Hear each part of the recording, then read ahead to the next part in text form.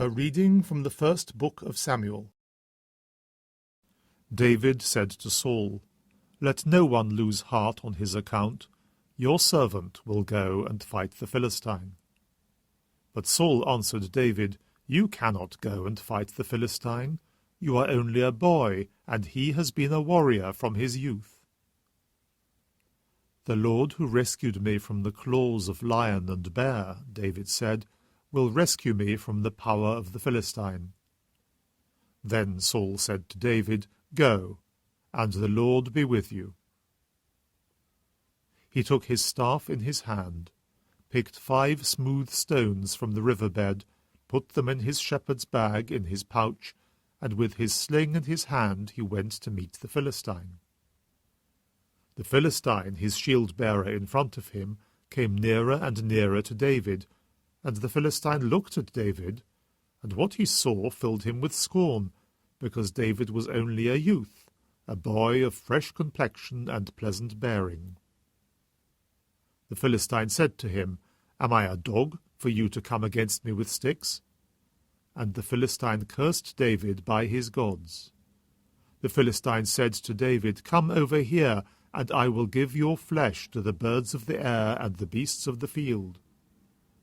But David answered the Philistine, "You come against me with sword and spear and javelin, but I come against you in the name of the Lord of hosts, the God of the armies of Israel that you have dared to insult.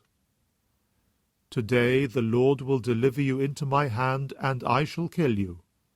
I will cut off your head, and this very day I will give your dead body and the bodies of the Philistine army to the birds of the air and the wild beasts of the earth, so that all the earth may know that there is a God in Israel, and that all this assembly may know that it is not by sword or by spear that the Lord gives the victory, for the Lord is Lord of the battle, and he will deliver you into our power."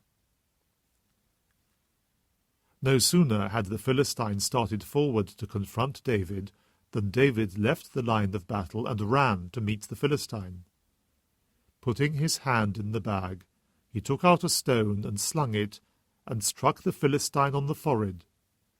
The stone penetrated his forehead, and he fell on his face to the ground.